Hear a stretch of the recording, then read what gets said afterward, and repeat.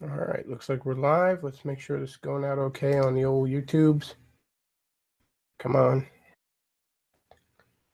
Perils of a live stream, all that.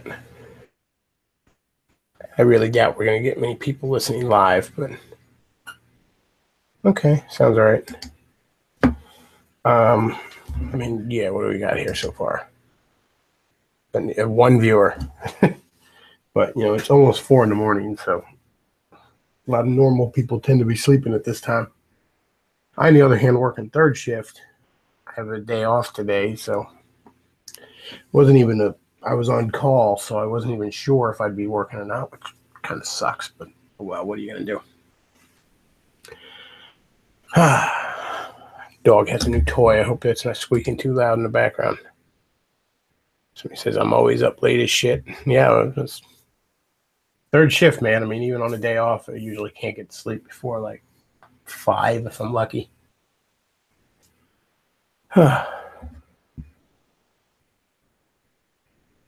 Somebody says lick that smash button. I don't know what the hell that means. Click that smash, but what? Yeah, I don't really know what that's referring to.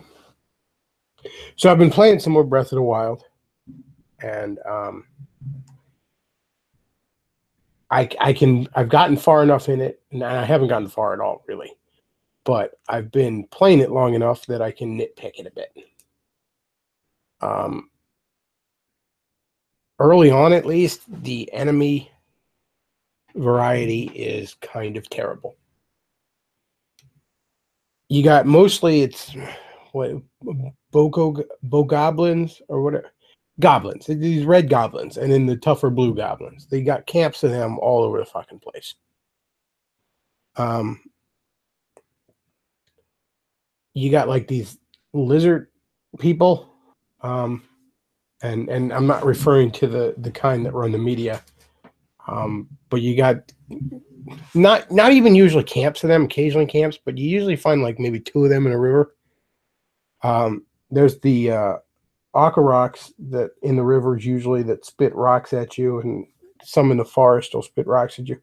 They're annoying as fuck. They're one hit kills. They're little pussies, but they will chase you. Their aim is fucking magical on your ass. They can hit you from miles away, damn near. It seems they're a pain in the ass. If you're trying to do something and you got one on your ass, then you got to go take care of them.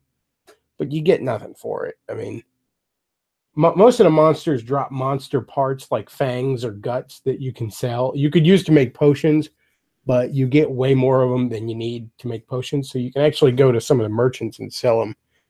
Um, Not a lot of money, but let's say he's giving you 6 rupees per one of them, and you got like 50 of them. Um, so you got the goblins, you got the lizard people, you got the Akaroks, little slime guys. Um, there's these moblins, I think they're called. They're like these horse-faced goblin guys. They're really tall. Um, but like I said, not a ton of enemy variety. There's the guardians. There's bigger, like almost mini bosses, like the guardians and the stone, big rock monsters and shit like that. I haven't had the patience to try and kill one of those fuckers because you do so little. At least where I'm at right now, you do so little damage to them. I mean, there's one where maybe I could get up onto a safe spot and just bomb the shit out of them, but it does such little damage. It'd be there all fucking day. Even I don't have the patience for it. So that is one problem with it. So far, at least, the enemy variety leaves a lot to be desired, especially for a Zelda game. There's a lot of cool enemies that are traditional to Zelda that I haven't encountered at all, and I've wandered all over the damn place. Um, I haven't seen the spider guys at all. What the hell are they called? I don't know. What the one-eyed spider guys? They got like 4 legs. I haven't seen them. I've seen the little bats, like these one-eyed bats, the keys. They're a pain in the ass, actually. Oh, and at night you get like skeleton goblins that come up out of the ground like undead ones. Robot. Yeah, I figured it would do that tonight.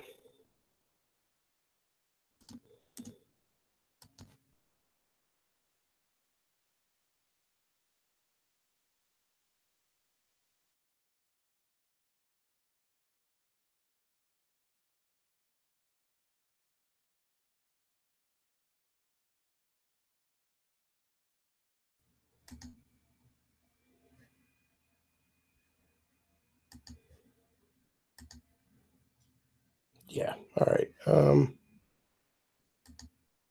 Let's see.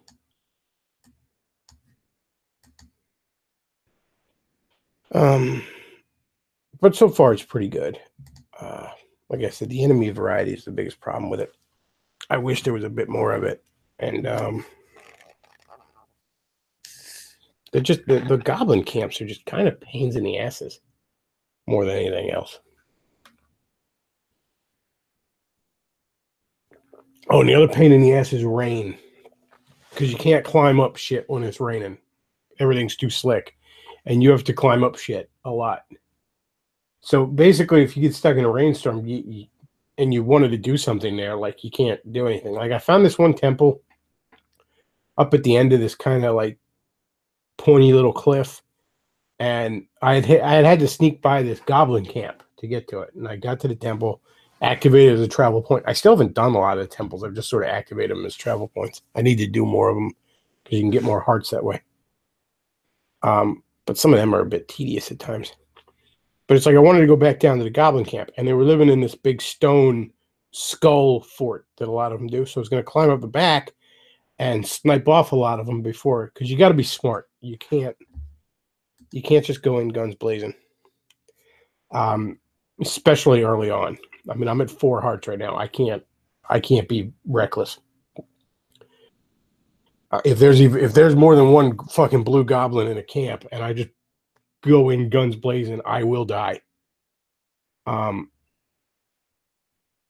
So I try to get up high, but then right as I'm getting towards the fucking thing, that starts raining. And I'm like, well, I want to clear this fucking camp because I haven't cleared it before, and they probably got some treasure. So I got to sit and I got to wait out the rainstorm, basically. I even tried like just teleporting to other temples and doing other shit and then traveling back to that temple, and it's still fucking raining.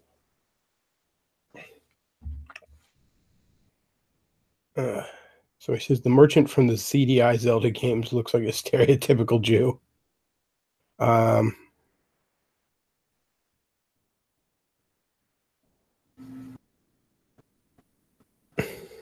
see.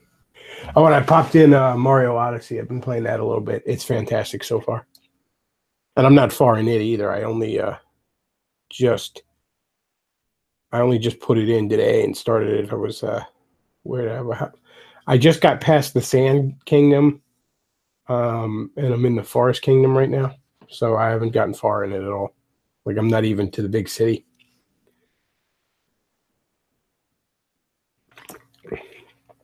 But so far, the Switch already has more games on it I want than the Xbox One and PS4 combined.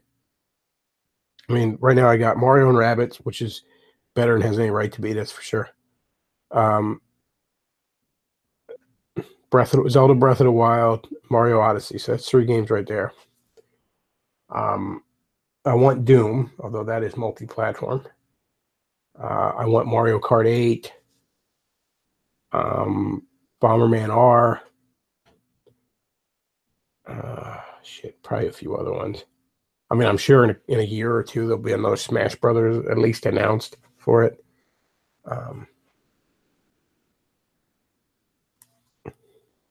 Probably another Mario game, maybe like one of the 2D ones. So he says, "Do you know if Nintendo will have Pokemon for the Switch?" I don't know. Hasn't Pokemon basically been mostly for the handheld shit? At least the proper Pokemon games, as far as I know, have always been on the handhelds. Spin-off shit like, I guess, Tournament or Snap or whatever, that's appeared on consoles, but there was some sort of Pokemon fighting game on the Wii U, I remember. But I don't know. I mean, maybe they will. Who knows? A few years ago, I wouldn't have thought they'd have a Pokemon game on the smartphone.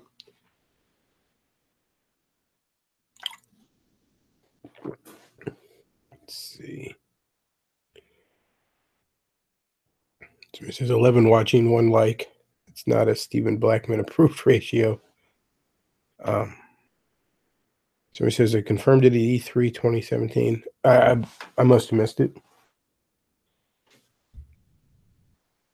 To be honest, I can't remember jack shit about E3 2017. I think that's when I first. It wasn't when it was first announced, obviously, but that's when I first became aware of Cuphead, I think. Let's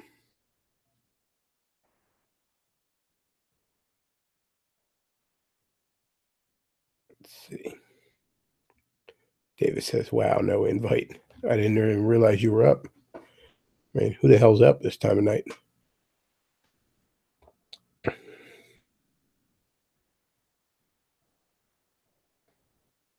Yeah, you know, the Switch, somebody says the Switch is sort of portable. Yeah, it is. It is kind of. And to be honest, that's entirely how I've used it so far. I have yet to hook it up to a TV, to be honest. I'm not sure if and when I will. I guess maybe if I have friends over who want to play Mario Kart 8 and all, that's when I'll do it. But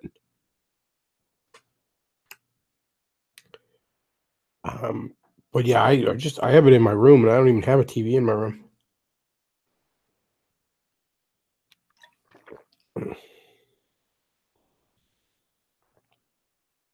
Yeah, because TV is not worth watching. It's weird. When I was a kid, we had more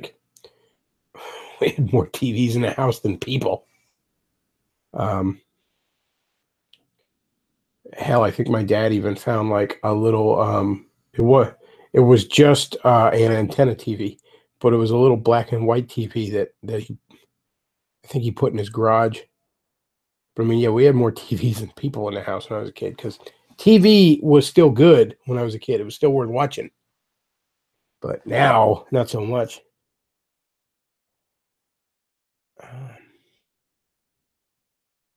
The Switch is great so far, though. I really like the controls. I like the gamepad. The picture's amazing on it. Like I said, I have no interest in even hooking it up to a TV. I could care less. The Switch is sort of what the Wii U should have been. Like if the Wii U would have had more time for them to think and cook it out, and put more thought into it. Let's see. People are talking about PS2 games. That's kind of funny. That's sort of well, the fifth generation, like PlayStation 1, Nintendo 64, I guess Sega Saturn / Dreamcast. I don't know. That's a generation I missed.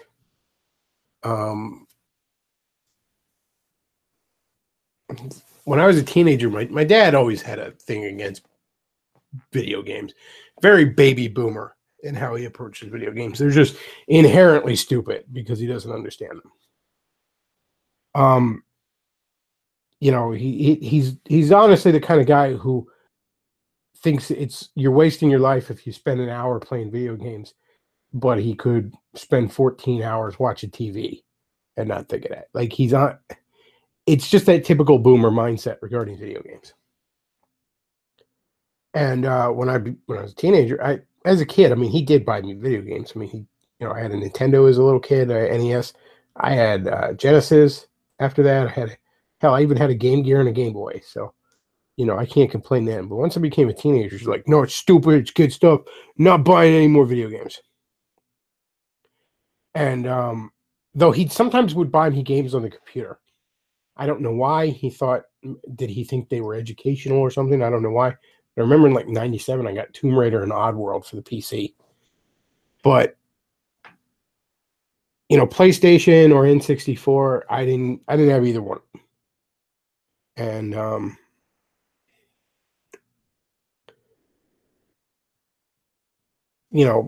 I could have maybe saved up money and gotten them, but I already had comics. I already had a habit that took up most of my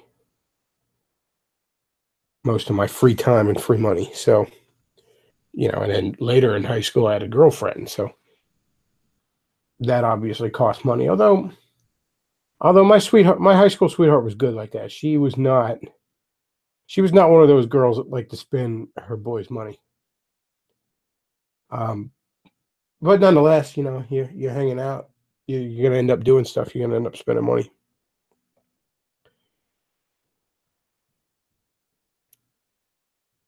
So yeah, I missed that whole generation, to be honest. It wasn't until years later I played a little bit of like Mario 64 or Ocarina of Time at friends' houses and thought they were really good, but just, just wasn't something I was into. I already had a hobby, as it were. Years later, I remember um, after high school, but I was still with my high school sweetheart. Basically she basically stole an N64 from some friend she had a falling out with. It was like, her friend had borrowed some shit from her and she wasn't getting it back, so she was all pissy and she just basically like took the fucking N64 as some sort of revenge. She didn't even want it. She just was like, well, fuck you then. Well, I mean, she didn't have cable at her house or nothing, so I'm usually waiting on her to get ready if we're going somewhere. So this was probably like 04, 05, 06. It was well after the N64's real lifespan. I was playing a ton of Ocarina of Time and Mario 64, and her and I had played Quake a lot on it. It wasn't until like '05 that I got back into video games. I remember at the time I was thinking like, man, I'd love to play Sonic again. I'd love to have a Genesis again. Where could I find a Genesis? My girl at the time ended up actually getting me one. She ordered one online. Weren't all them retro game stores around everywhere. And around the same time, Ultimate Spider-Man came out on PlayStation 2 and other game systems, I guess. And I played a little bit of Spider-Man 2. I played the first Activision Spider-Man in on the PC actually, and I played a little bit of Spider-Man 2 Inter Electro on a roommate's PS1. So when I finally saw Ultimate Spider-Man was the tits at the time. The Ultimate Universe was great at the time, and again, I've been out of video games for so long, so it might not have been any kind of real new thing at the time. But the cell shading in Ultimate Spider-Man, I thought looked amazing. I was like, holy shit, how do they make it look like a fucking Mark Bagley drawing all the time like that? That's incredible. So I got a PlayStation 2 around '05 because I had a decent job at the time and I could just afford it. Um, I think my dad actually got it for me for Christmas because he was looking for something to get me for Christmas. Yeah, because I remember because I had mentioned that I was going to get one. He goes, "Well, I could just get it for you for Christmas because I don't know what else to get you." I'm like, "Okay, that's fine." Why? So I wait a couple more months than I would have, and then Christmas comes. I get it. I hook it up, and we were having a big snowstorm that year, and actually the power went out like 20 minutes into playing this game. Pissed me off so much. Hmm. Oh man, PlayStation 2. That was a great system.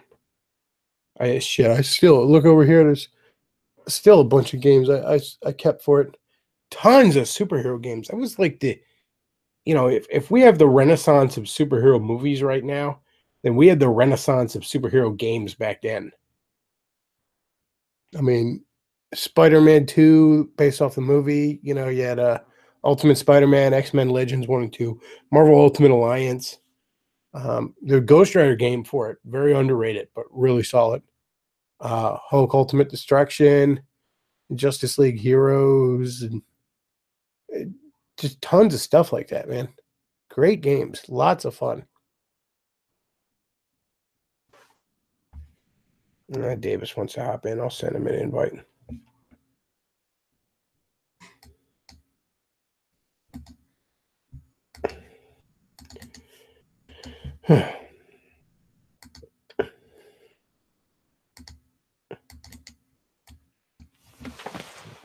It is weird, the mindset boomers have on video games. Just kind of making the news. I think it was out of Australia or UK or something. I don't know. One of those faggy countries where they think there's a U in color. But they were talking. There's some news report from there where they're talking about like, oh, video game addiction. It's a disease and it's a mental disorder. We have to treat it like such. And don't get me wrong. There are certainly guys that are too fucking addicted to their video, and they need to calm down. But I mean, we live in a world where if if I wanted to cut my dick off and call myself Sally, they'll throw me a parade. But if somebody thinks I'm playing just a little too much Super Mario Brothers, they want to throw me in the nut house. You know, I would just That's the fucking upside down clown world we live in. I just left a comment pointing out that, yeah, like the boomer, I'll be the first one to call out video addiction, but the boomer that calls out video addiction will then go spend, like, they'll go watch, well, maybe not the Big Bang Theory, but they're going to go watch some completely useless sitcom. Here's the thing, at least video. If I'm playing, what's that? FTL Faster Than Light. You know, there's actually a lot of strategy. There's a lot of thought. There's, I don't know. There's quite a bit to that game. And you know, I've been replaying Dragon's Age, which I don't know if you've played it. I'm completely down for bitching about it.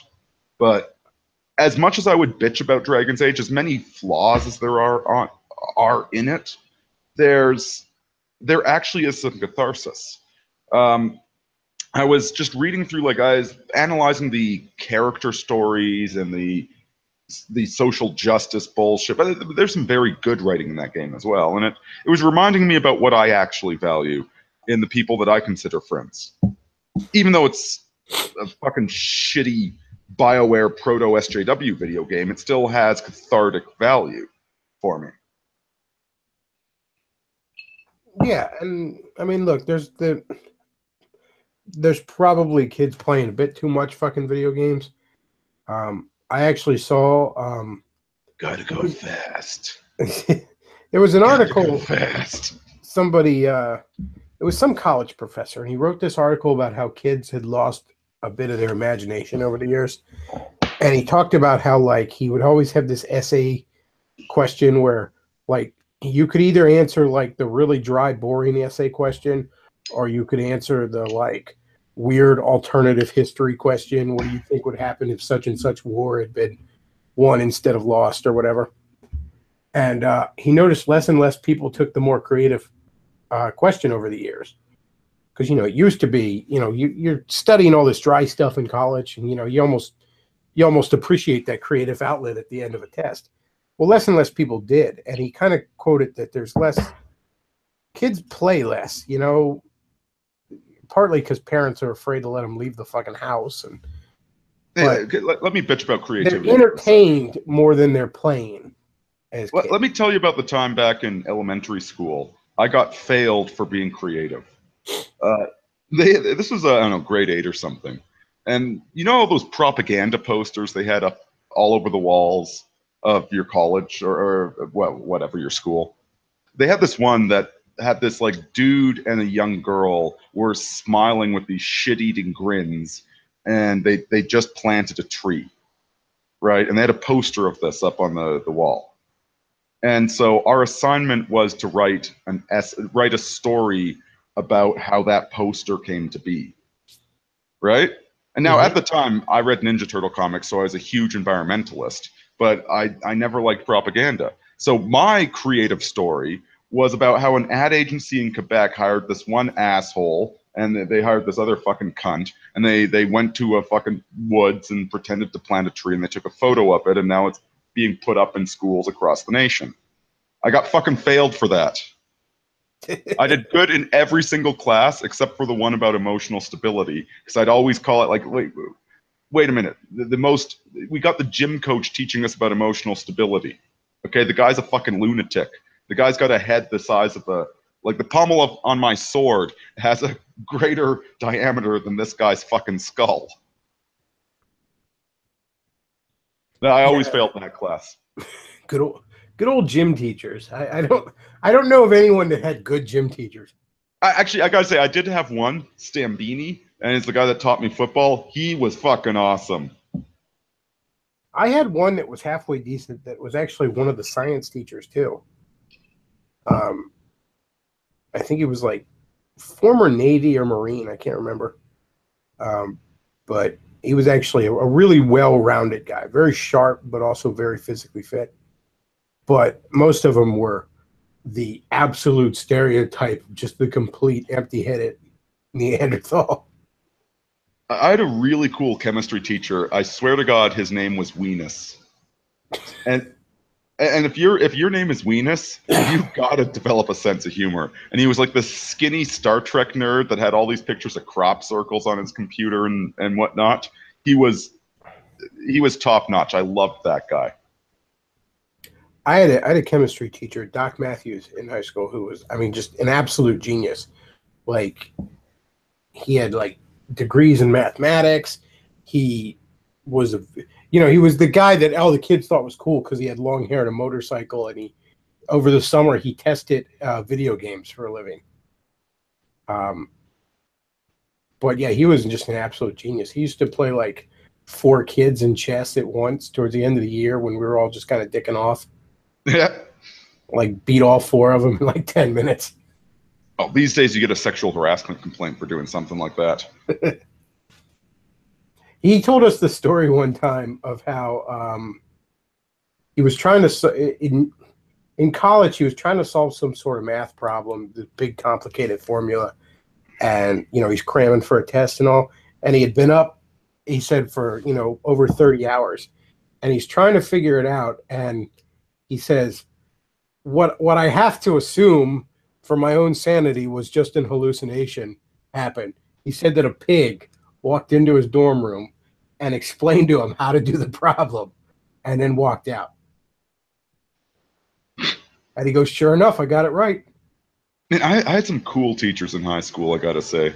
I got that poem I keep reciting. Like ashes at the end of my cigarette, my gray mood hangs. My English teacher, who was this cool guy with he looked like me basically, shaved head, goatee. It's like he's one time he's telling us, yeah, first poem I ever wrote was when I was an angsty teenager like you stupid fucks. Here's the poem. He was extremely choleric. I liked that guy quite a bit. But to go back to something you were saying earlier, Bechtloff, about how these teenagers, they've got bad attention spans because of the video games. No, they've got bad attention spans because of fucking social media. Video games, if anything, what did we used to do? Let's roll a circle down the street. That sounds like fun. With a circle and a stick, roll that down the street. And yeah, there's a lot of mindless video gaming out there. But even the most mindless of video gaming still, like, you're reading strategy guides, you're doing math, you're doing all this. No, what makes people brain dead is the social media farming. Whether you're doing it on Instagram for likes or if you're playing frickin' Farmville on Facebook. And see, the boomers don't want to criticize that because they all do that shit. Yeah, no shit. They play the worst video games in the world and tell us that our video games are terrible because of that. Well, part of it is, I mean, with kids and all, part of it that, again, they're not, they don't let kids outside anymore. Everything's so structured. You don't let kids just be kids anymore. Like, video games were a big deal when I was a kid. Okay, you didn't just play Nintendo. You ate Nintendo cereal and watched Nintendo cartoons. Okay, it was a big deal, but it's not all we did. I used to just disappear during the summer. I'd disappear outside a lot of those days, like all fucking day. Nobody knew where I was. I was just outside wandering around. Because you could one time me and my buddy, we lived about an hour and a half apart, and neither of our parents wanted to drive us, so we jumped on our bikes and met halfway. We didn't have maps or anything. We just somehow met halfway. In fact, I saw the guy. He was about half a kilometer ahead of me going the wrong way, and I was bicycling after him trying to shout his name, but he couldn't hear me for like a good 20 or 30 minutes before he looked behind him and saw me. And this is all back roads. Like we had no maps. We did not know the roads. Okay, we were like 12 or 14 or something. We didn't drive. Yet we somehow managed to find each other, and then I went and hung out at his place for the weekend. When I was a kid, the town I lived in was very dense suburbs, but it was also every place that hadn't been built up was also very dense woods. So it was sort of the best of both worlds. I mean, I could wander through very deep woods, or I could go to the mall, all basically within like 5 miles tops of my house. It was very nice in that regard. But yeah, I disappear all day. You know, I might scrounge up enough money back then and go see a movie, or go to the mall and buy some comic books, or I just wander through the woods. Yeah, how many of these parents are playing games with their kids? Heck, I was having a conversation with my girlfriend about how I'm not going to let our kids, I'm going to teach them to play chess, but I'm not going to let them win.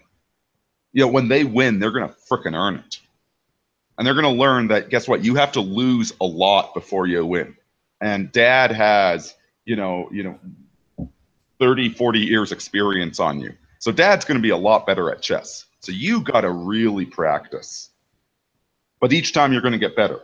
And so maybe they're playing the Vidya because you're too busy having, like, you're both freaking working and, slaving for the corporation so you can afford an expensive house and a great view and a whole bunch of quads that you use like twice a year and a boat and a cabin and maybe you should spend time with your freaking kids. There's an idea.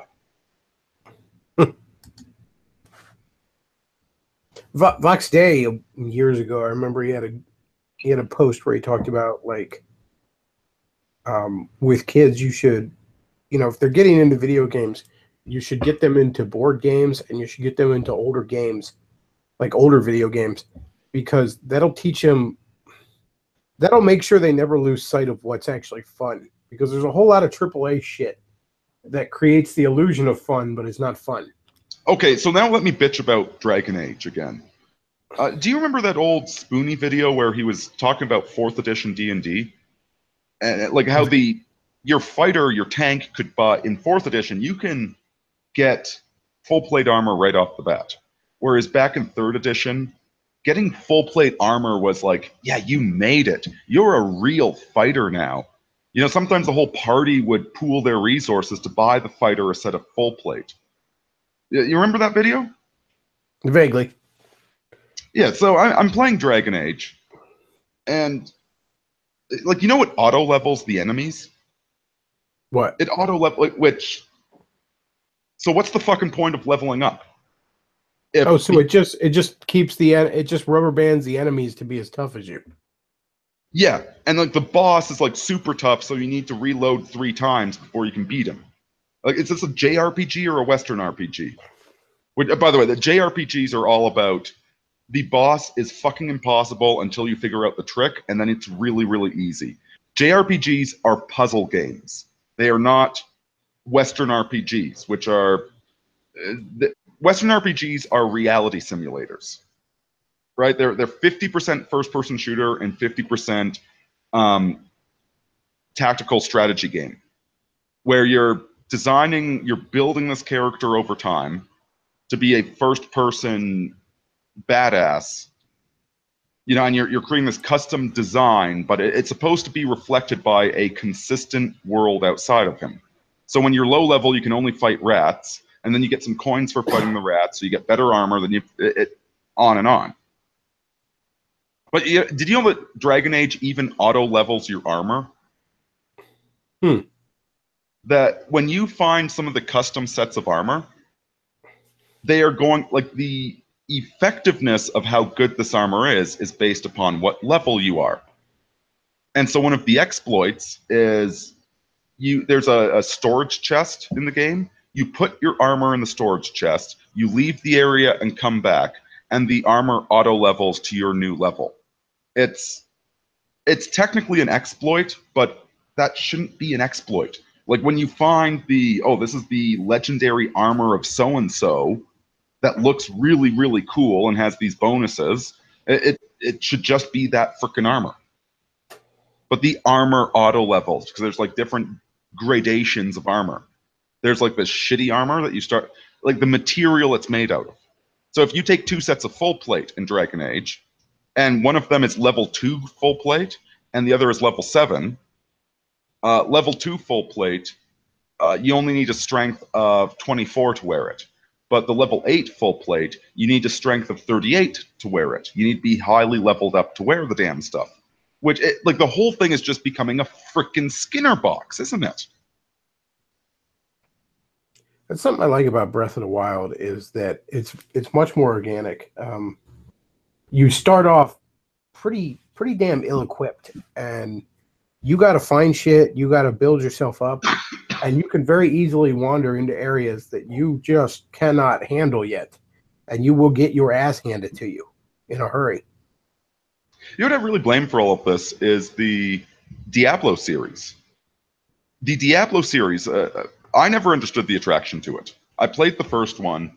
I guess it's all about the multiplayer, right? I don't like multiplayer. I'm not interested. I'm ashamed of playing video games. I'm going to do it in the dark with nobody. Like I lock my dog in the bedroom. You know, I don't want her to see me doing it. Well, I prefer couch co-op. If I want to play video games with somebody, I want it to be a friend, not some 9-year-old in Korea. Yeah. But so Diablo, my friend finally explained Diablo to me. He said it's card collecting. You don't play Diablo for the plot or the gameplay mechanics or whatever. It's basically a shitty form of slot machines, where what you're doing with Diablo is you're gambling your time until you get, oh, finally I have all 5 pieces of this custom armor. And then as soon as you get like the level 1 armor, then you need to go for the level 2 armor, the level 3 armor, and the level 4 armor.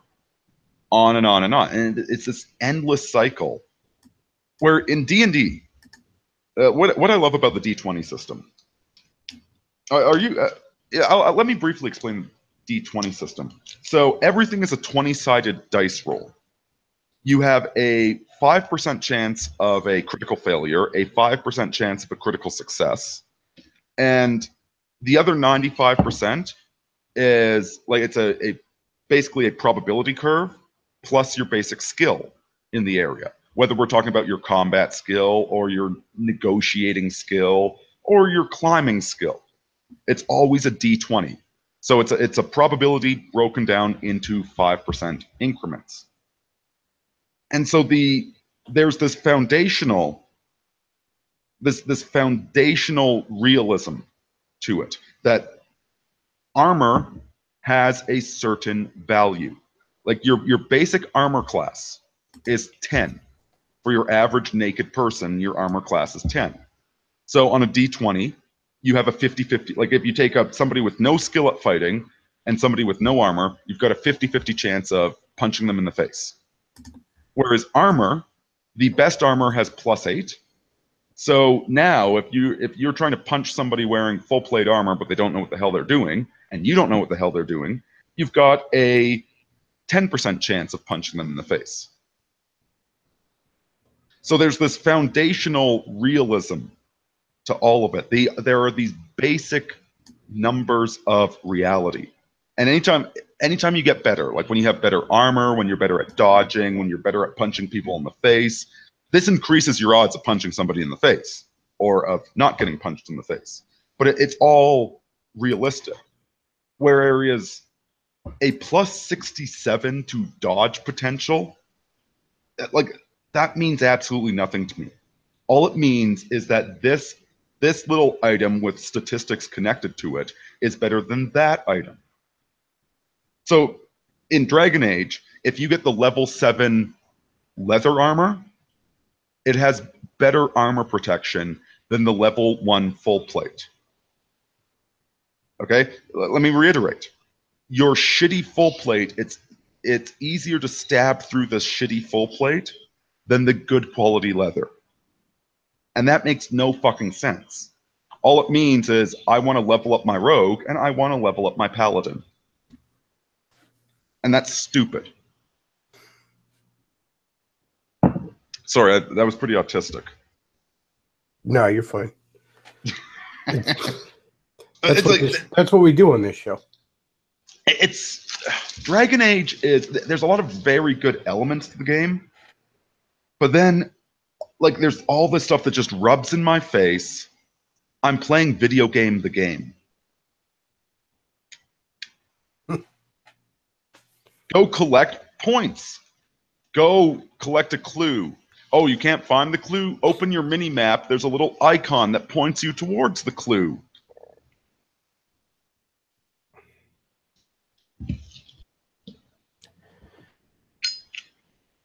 For the most part, I don't really like multiplayer unless, like I said, unless it's with actual friends. Like, I love playing a fighting game or a Mario Kart if I have actual friends over.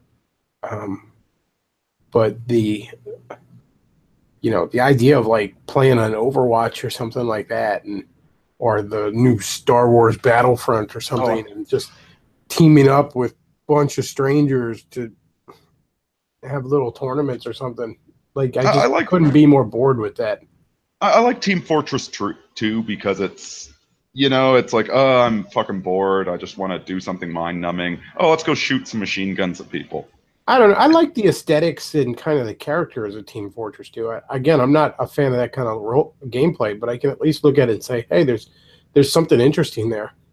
Well, it's like when you decide to be the pyro and you sneak behind enemy lines, and then you go and murder like 10 fucking people in a row that don't even see you coming, and you're just like flamethrowing their asses, and they all die again and again and again. You find like a different spot to hide in the exact same room, and you kill the same fucking guy 3 times in a row, and you're just the biggest fucking asshole. It's a lot of fun. I used to play the arena mode and Quake with my, at the time, girlfriend. And, you had to kill the other person like 10 times. And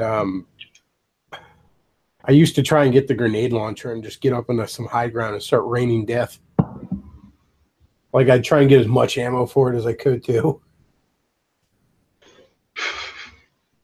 Here's the thing. When I was, when we were talking about doing that D&D game that never manifested, I was going through this character I was designing, right? And I'm making all these strategic choices. Like, do I want to be a a mounted combat expert, or do I want to be really good at breaking other people's weapons, or am I a horde fighter, or am I a dueler? There's these very strategic choices in what your character becomes when you play something like D&D. And now in D&D, obviously the dungeon master pays attention to what your character is, and it's like, oh, you're a horde fighter? He's going to toss you lots of hordes of enemies, low-level enemies to fight all at once.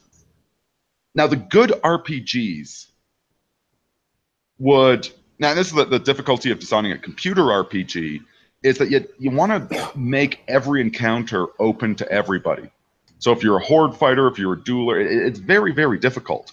But the good RPGs would, if you made intelligent choices, they would affirm your choices. So like in Fallout 2, you can play, like, Diplo Sniper with loose morality means you get to do about 95% of the missions. But you can also play a thief, you can play a brawler, you can play a pacifist. There's all these different character builds that you can play and win the game. And each of them, like the major story arcs in the game, are going to play out differently based upon your character model, what strategy you're approaching the game with. Whereas Dragon Age, it really doesn't fucking matter, does it? If you're playing a fighter, put your points into strength. If you're playing a rogue, put your points into dexterity, and then just smack the enemies until they die. And then get better armor. Then smack some more enemies and then get better armor, etc.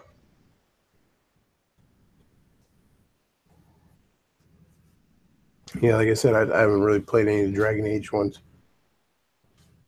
A lot of games that are more PC I haven't played because I haven't really had a decent PC in years. It's more I'm pointing towards the Skinner box effect, where I see more and more of this in video games, where it's... Well, part of that now is because they want to just continuously charge you. Loot boxes and all this nickel and diming you. I've heard people argue, oh, well, these video games, there should be more than $60 a piece, and this is the only way they can make money. Well, you know what? Well, then just make it more than $60. Okay. Make it $80. How about that? Yeah, make it $80 and sell me the actual fucking complete game.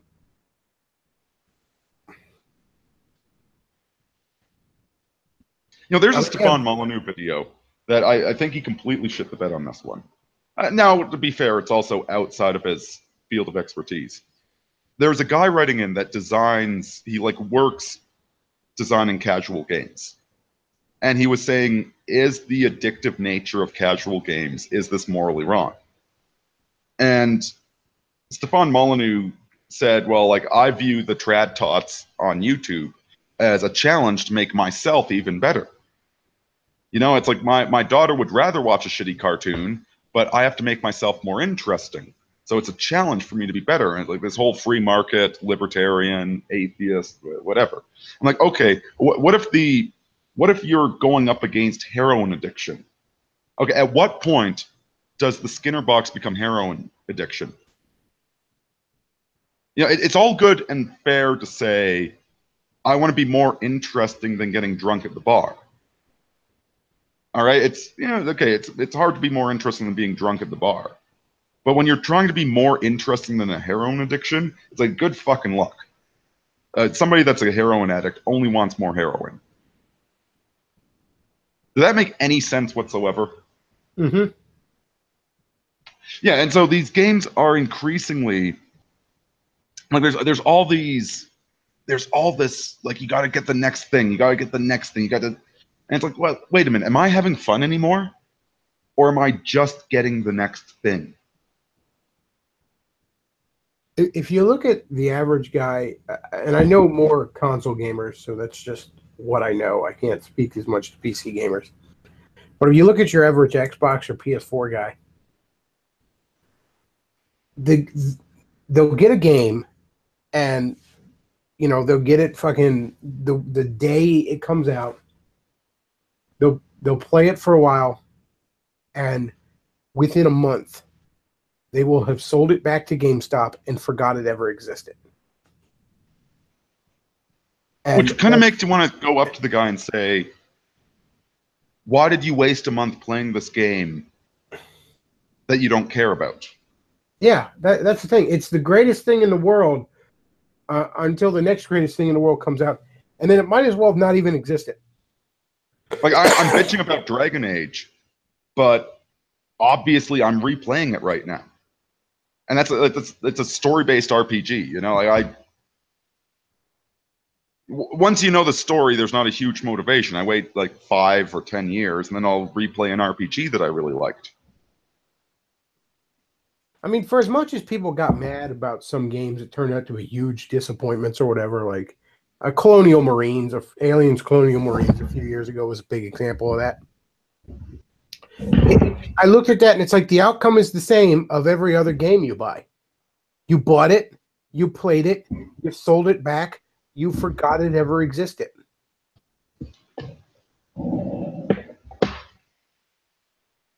And that's over and over and over again. I see this.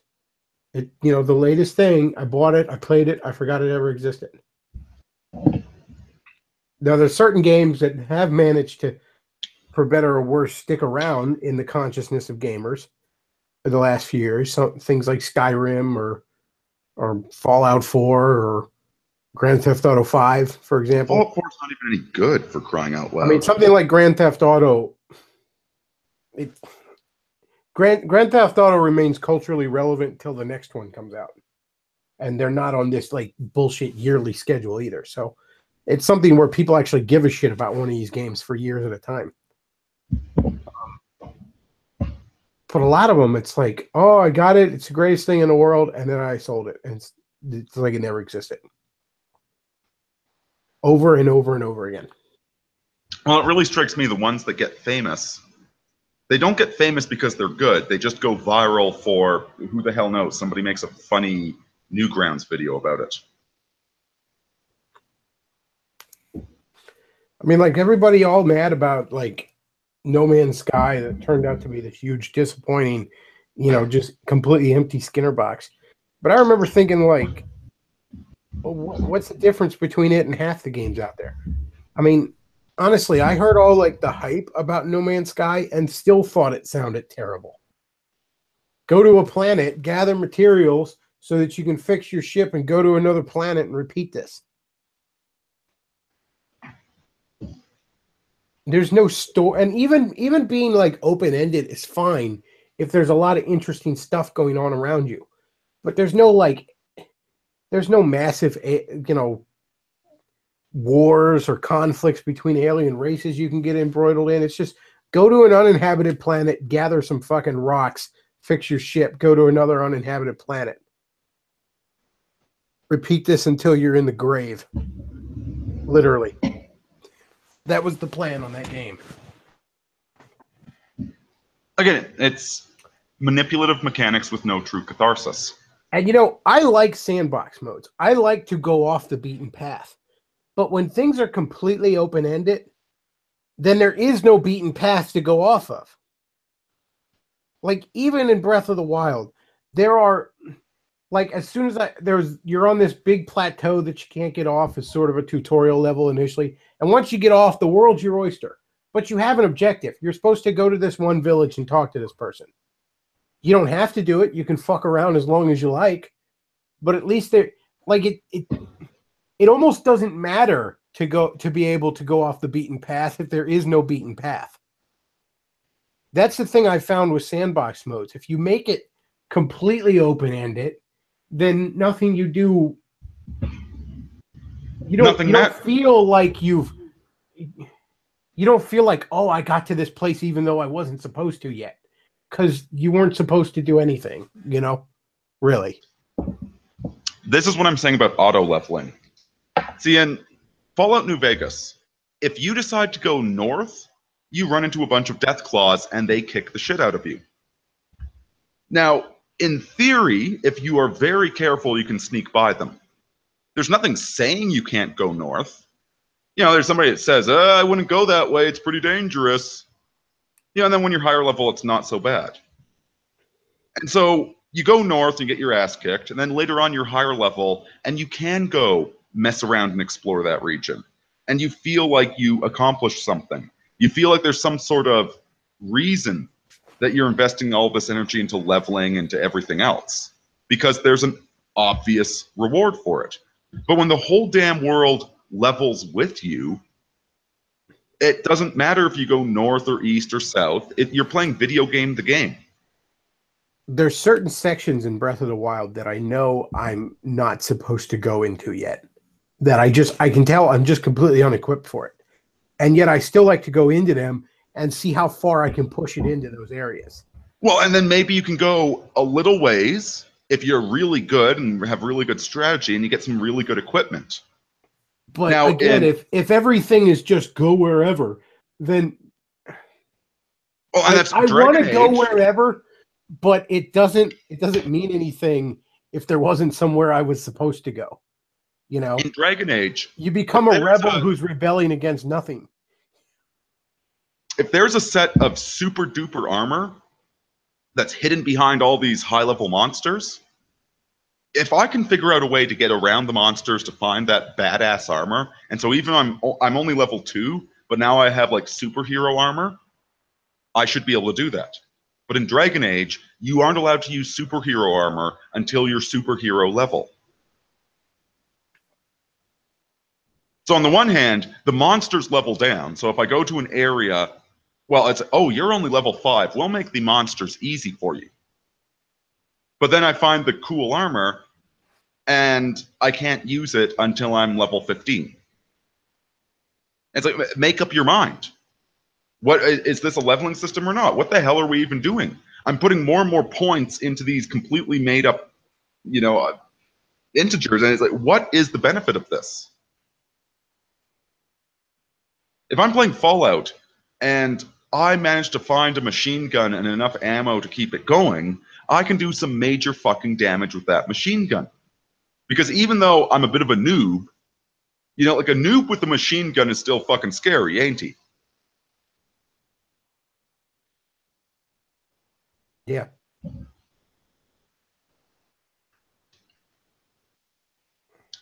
Subnautica. I've been really enjoying the the sandbox in Subnautica, because there's a very large. You've got about 4 square kilometers of land to explore, and now there's some areas that are very dangerous. You shouldn't explore if you don't have the right equipment, but there's nothing saying you can't explore them. And I find it very, very rewarding to play the game, because you acquire these resources and then you start building your base, then you get new technology, and now you can explore more areas. It's very, very rewarding because it's not this auto-leveling Skinner box. Like, if you go to the dangerous place, you're going to get your ass kicked. If you stick to the safe places, well, it's less interesting, but you won't get your ass kicked. And so you're constantly finding this balance between the two of them.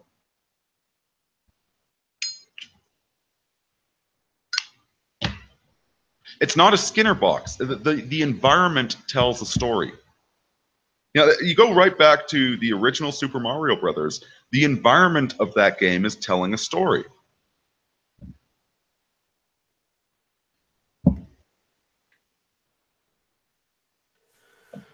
Moving off of video games for a little bit, people in the chat are asking about the Trump arguing with the North Korea dictator and all, and I don't really necessarily see a war coming from that. But see, I've had people ask, like, oh, how come you're not super upset about Trump saber rattling with North Korea, for example? When I've been very vehemently anti. Like, I was against the Iraq War from the earliest utterances of it back in like 2003. But this would be a bit different.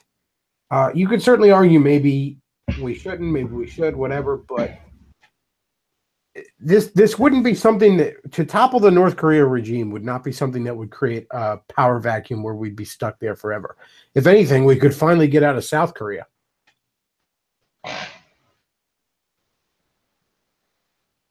No disagreement there.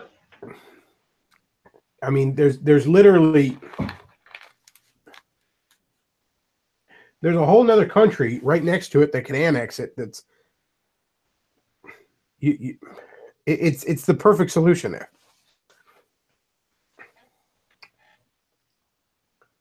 Ideally, if possible, if feasible, you send some SEALs in and you try and just assassinate the fucker. But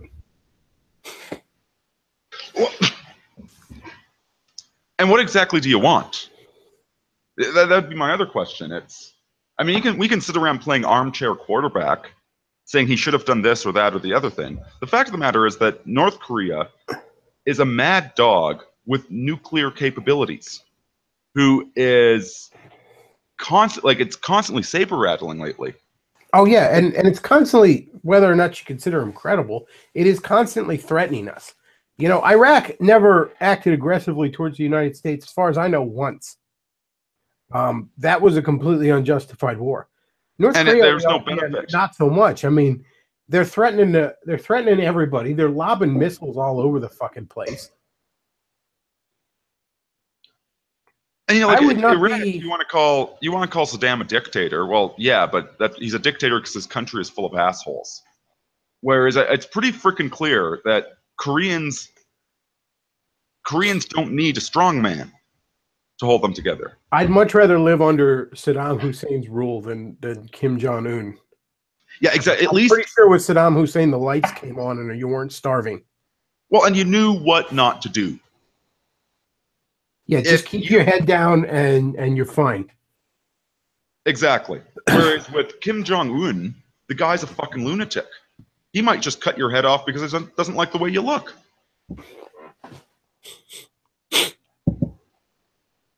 And so I don't know.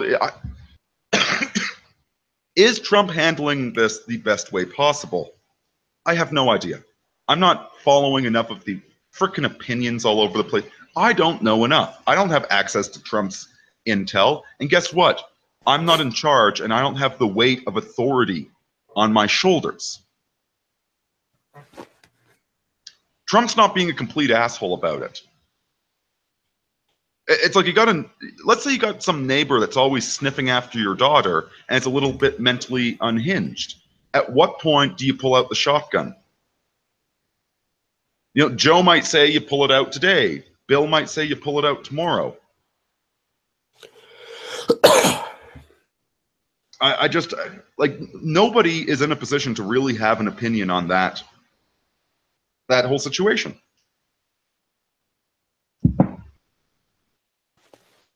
Yeah, I would not be opposed to some sort of regime change in North Korea. Again, as much as I thought the Iraq War was the single greatest foreign policy blunder in United States history since getting involved in World War I, and might have equally long-lasting and disastrous consequences. There was no reason to get involved in Iraq. None whatsoever. Yeah, that was... If Psychotic, we had any justice, we'd hang Bush as a war criminal for that disaster. Whereas North Korea is, you know, let's say you got a drunk neighbor that's acting like an asshole. Do you go over and confront him, or do you ignore it? And again, it's a value judgment. You know, if he's just being a little bit of an asshole, then it's probably not worth confronting him. But if he's being a huge asshole and he's getting more and more of an asshole every year, something needs to be done about that. And the other difference is with North Korea, you'd have a feasible exit strategy. You know, with Iraq, we had these idiot neocons had it in their mind that they were going to topple Saddam, and that country was going to turn into some sort of Western Jeffersonian democracy. So at the ending of Return of the Jedi. You know, they blow up the second Death Star and immediately they're overthrowing statues of Palpatine. Yeah, that's how things work. Yeah, they thought, now with North Korea, you know, you topple the regime and you hand it over to South Korea. And you leave. Yeah. Like there's an explicit reason why there's a distinct problem. We don't like them having nuclear weapons and lobbing missiles all over the place and torturing their own populace. You know, there we go. You got 3 objectives for the war. 3 things that we want to stop happening. And once those things stop happening, okay, we're done. We won. Yeah, you have a reason and you have an end goal. And that's something Iraq had neither one of those.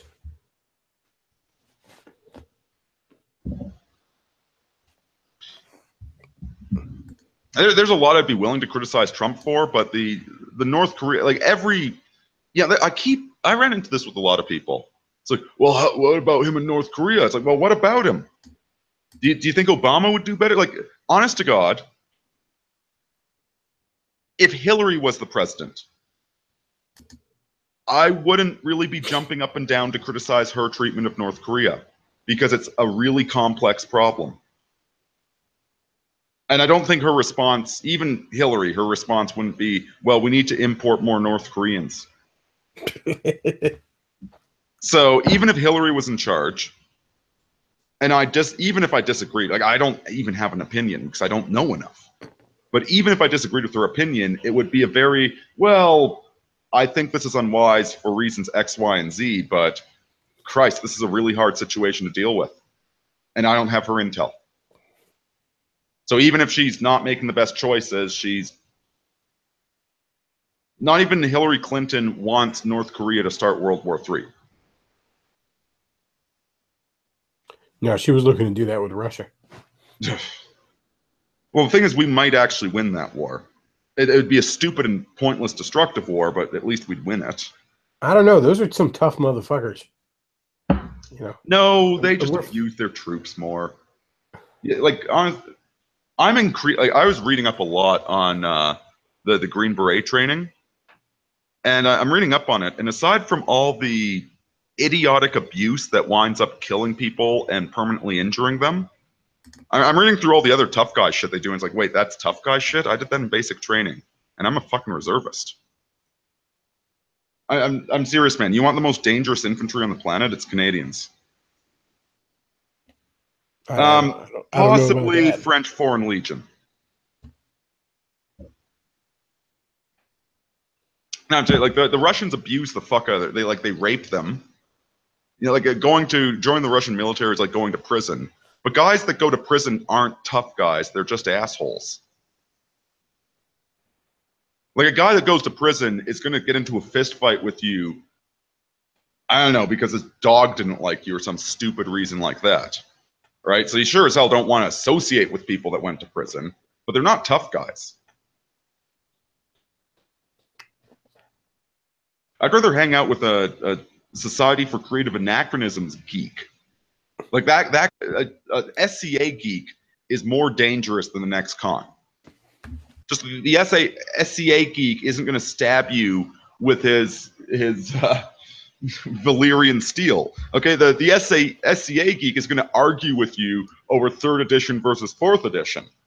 All right, the criminal is going to stab you with a blunt knife that he doesn't even know how to wield properly, and now you have the cop show. And yeah, the criminals aren't dangerous; they're just chaotic. Same thing for the Russian military. They're not dangerous. They just all got raped during basic training.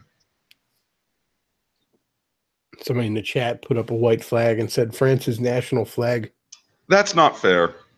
That's a now. Yeah, nowadays it should have a crescent moon and a star on it. The French fought well in World War II. Nobody could have taken on the Nazis like they did. But that's just me being... Nowadays, they're complete cheese-eating surrender monkeys, though.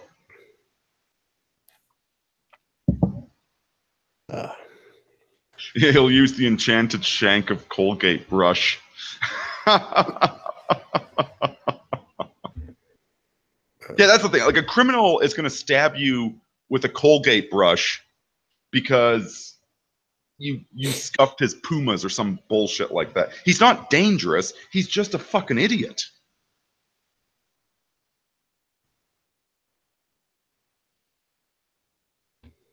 I'm not afraid of criminals. I just don't want any of their bullshit in my environment because they're unpredictable.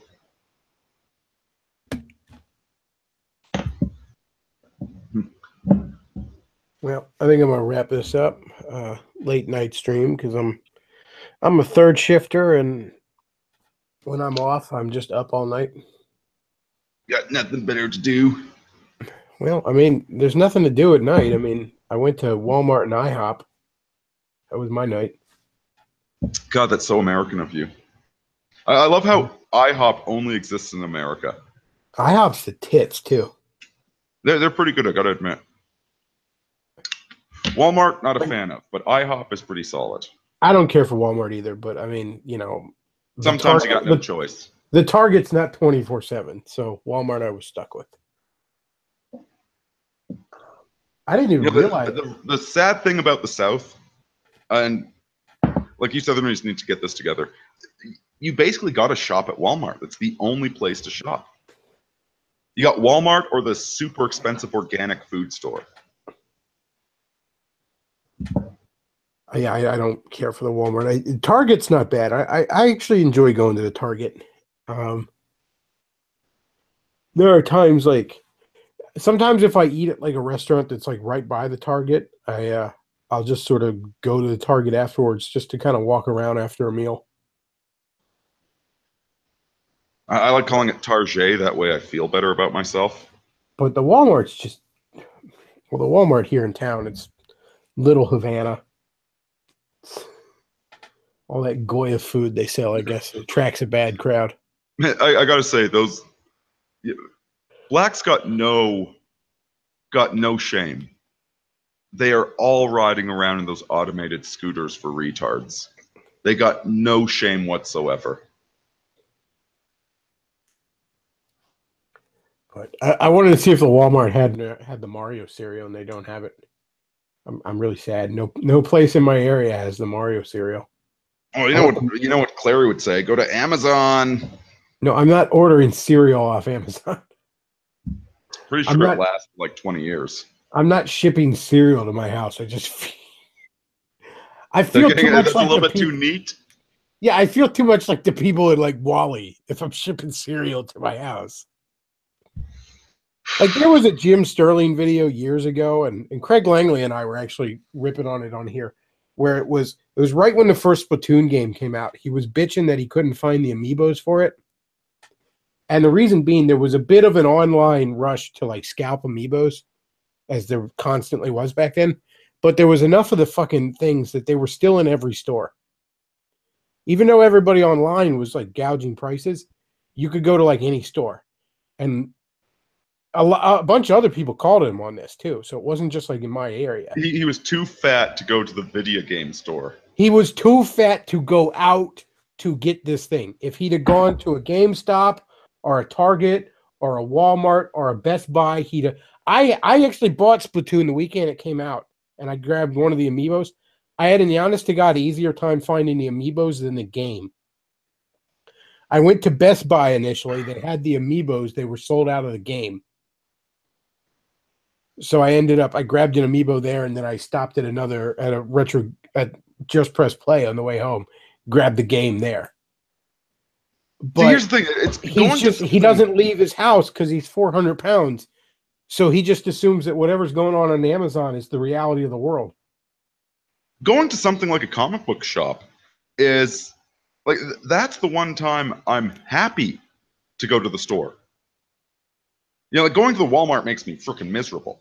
Yeah, I don't even. It's like, no, you know what? I can probably last another 3 months on these socks. I don't need new socks because I don't want to go to the mall. I don't want to go to Walmart. I don't want to go to anywhere that sells socks. It's just going to piss me off. I'm just going to deal with these ratty socks I have. But if hey, you want to go down to the comic book store, or you want to go down to the knife store or something, like hell's yes, I do. There are cool people there, and there's lots of neat stuff that I want to look at. Like I'll go down there, I'll spend like half an hour talking with people, just because they're cool people. The best go down to Walmart, it's like, hello, welcome to Walmart, I love you. The best is when you find comic stores that have been open for a long time, because like you never know, you might find something that's sat on the shelf in the back for like 20 years. Like you literally never know what they'll have. I mean, even if you go to say a bookstore, and I like going to bookstores, but you know, you go to a Barnes and Noble, you know, it's just going to have the exact same thing every Barnes and Noble has. Yeah, pretty much. Well, unless we go to used bookstores. Used bookstores are a lot of fun. Oh yeah, there's a couple of them in my area. I like to go to them. That's why I like to go to the retro game stores, because you never know what the hell they're going to have there. If I go to a GameStop, I know what they have there. The same thing every GameStop has. Yeah. Yeah, it's like, do you remember you used to go to a convenience store? Like these days you go to a convenience store and they're anything but convenient. They have like, there's 2 different corporations selling chips and chocolate and pop, etc. You know, there's the Pepsi Corporation and there's the Coca-Cola Corporation. Everything's owned by them. You can't, it used to be you'd go to them and it's like, oh yeah, we make these croissants with sausages in them at this one. No, not anymore. The same shitty coffee, the same shitty everything. When I lived in Pittsburgh, there was this one store that was really cool. It was called Ides. And when you went into it, like, it was 3 stories. It was a basement and a second story. But when you first go into it, it's like a record store. And there's also, I think, like CDs and used tapes and shit. But primarily it was vinyl. If you go upstairs, it was a used bookstore / used VHS and DVD. Because this was like 03. A lot of people still had VHS. And then the downstairs was a comic book store. Like the basement. So it was like 3 stories of just weird, cool shit you could dig through. Oh, we got a big gaming store here in Calgary. That, you know, like I wish I still did D&D and all of that stuff, because, you know, it's cool. There's so much neat stuff there, like custom dice and miniatures and paints and like I love all this stuff. I don't really do any of it anymore, but I don't want to order D&D figures online. I want to go down to the store and check out what they have in stock, you know, and talk to the guy. And yeah, I order stuff online if I'm really looking for it and just can't find it in any stores. I prefer to just go to a store and get stuff. You know what? It just you got some big fat guy like Jim Sterling. You know he probably never leaves the fucking house. What blows me away about him is his whole shtick is pretending to be a Nazi, standing up at a podium with a pseudo-Nazi flag behind him, yelling and ranting and raving about something as petty as video games. And yet he also hates Nazis. He wants to be a Nazi, and yet he hates Nazis. The thing that always got me with him was he has this shtick of, at least initially years ago, he had this shtick of being pro-consumer. You know, he was always trying to call out all the shitty things, anti-consumer things the video game industry was doing, and then like a good little cuck went completely anti-Gamergate. As soon as there was an actual consumer revolt, he turned on it. As soon as something like Anita Sarkeesian popped up, even prior to Gamergate, he was licking her asshole from the start. You know, he was all about the little guy, all about the consumer, all about, you know, making sure the gaming industry works for gamers until, you know, it actually mattered. You know, that whole Anita Sarkeesian, it still bothers me that we had this situation where there was. I would love to see a series on tropes in video games. I would love to see a series about that. That's not what Sarkeesian made, though, was it? You know, like there is so much valid critique for the meta narratives of video games. You know, like again, Dragon Age. Half of the missions you're rescuing a damsel in distress. The other half of the missions you are being lectured that damsels don't need to be rescued.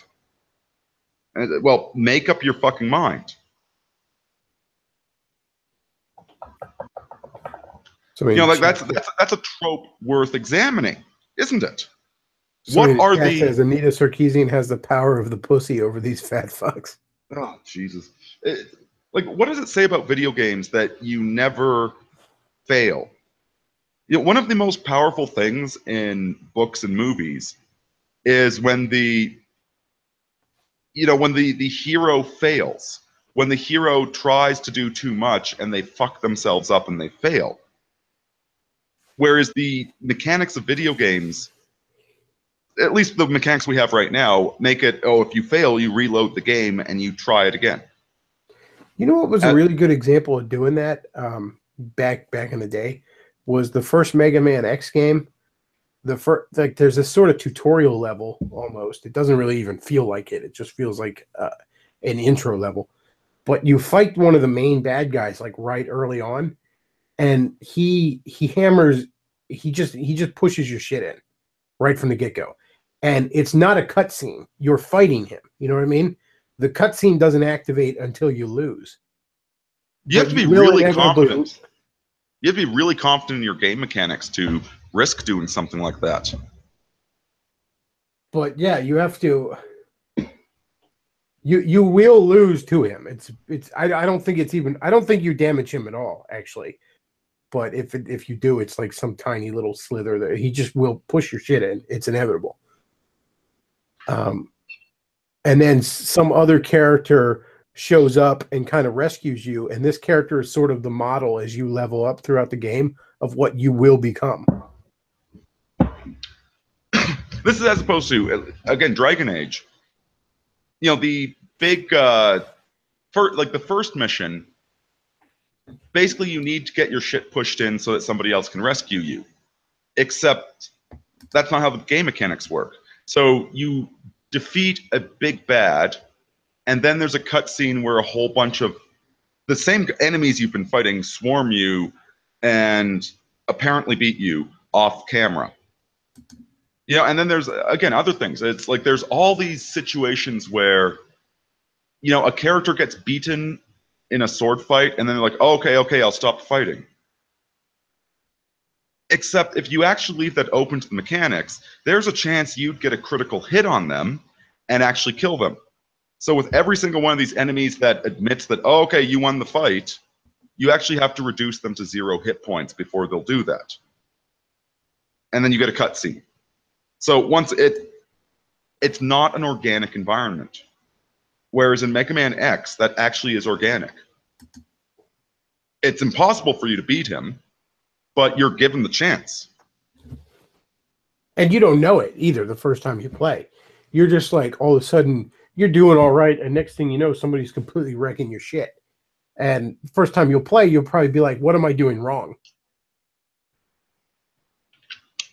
So yeah, the whole tropes in video games thing is actually, it would be wonderful if somebody would actually do that. If Anita Sarkeesian had actually been doing that, even with a feminist bias, it would have been wonderful.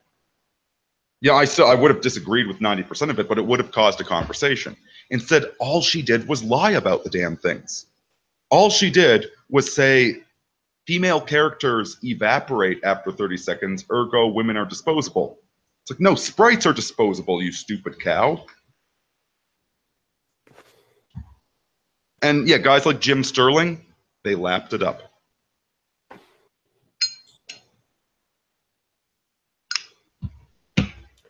Well, I think I'm going to wrap this up. Probably play some more Mario Odyssey tonight. Thanks for having me on. It's pretty good. So yeah, get a Nintendo Switch, folks. It's gonna. And you know what's nice about the Switch? There's actually games on there that are sociable. Like you can play Bomberman R, you can play Mario Kart with your friends. You can actually have people over and, interact with your fellow man. Well, I'm going to recommend some TV worth watching. Go check out The Young Pope. John Steele got me onto that. And you'll like it, Bechtloff. Second episode, he fires a guy for being a faggot. Yeah, there's not a lot of TV I watch right now. I mean, I watch Rick and Morty when there's new ones, but who the hell knows when that's going to happen again. I watch Arrow and Flash and Orville. That's all that's on actual TV I watch.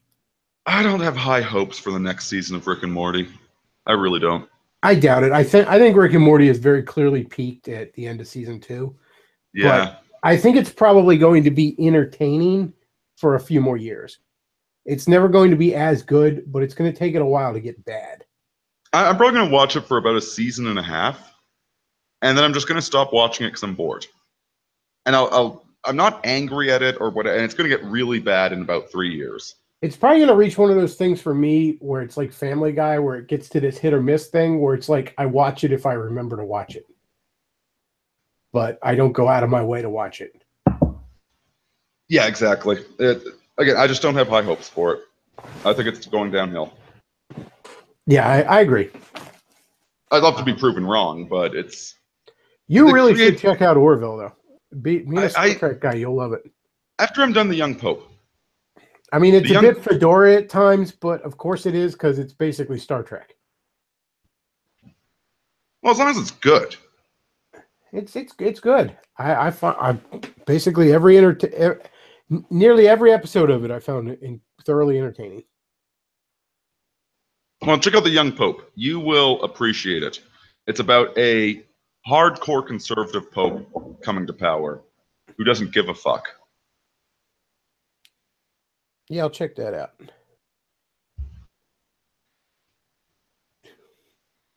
Again, thanks for having me on, brother. Yep, thanks for being on. All right, folks, that's all we got for this morning. Not tonight, this morning. If you enjoy the show, check out the Patreon, check out the PayPal. That helps me keep doing what I'm doing. And tread softly on the surface of the flat Earth. Also, about a day or two from now, I should have another animated video up. So look forward to that. Hey. All right, folks. That's all I got for today. Bechtloff out.